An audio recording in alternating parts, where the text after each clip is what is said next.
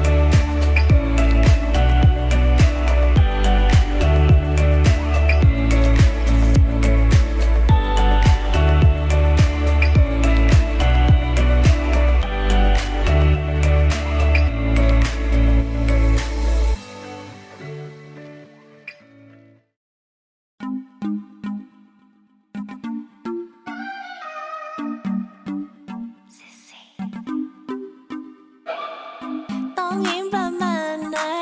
นี่กว้างไปใช่เปล่าหรือต้องทำหน้าเหงาให้เขาเอาใจใส่เมื่อตะกี้ยังน่ารักแต่อีกปักก็น่ายักเธอดูสับสนเมื่อตะกี้ยังเข้าใจแต่ตอนนี้ไม่เข้ากลายเป็นคนละคนหรือต้องแกล้งงอนถ้าเขาไม่งอล่ะด้วยเขาไม่ทราบนะเนี่ยทอดสะพานอยู่นี่เจ้ายิ่งหรือเจ้าชู้ยิ่งคิดยิ่งไม่รู้เธอดูอยากไปยิ่งทะเลาะยิ่งใกล้ชิดยิ่งไม่สนก็ยิ่งคิดถึงเธอทำไมอยากให้เธอได้ลองเข้ามาเข้าใจอยากเข้าไปข้างในใจเธอสักทียิ่งห้ามใจเท่าไรยิ่งเต้นทันทีใจทั้งใจที่มีก็มีแค่เธอเท่านั้น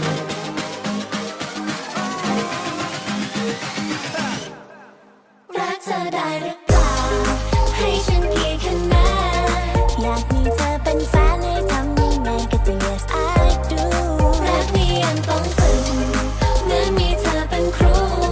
ผ่านไม่รู้แค่มีเธออยู่กับแบบ yes I'll fight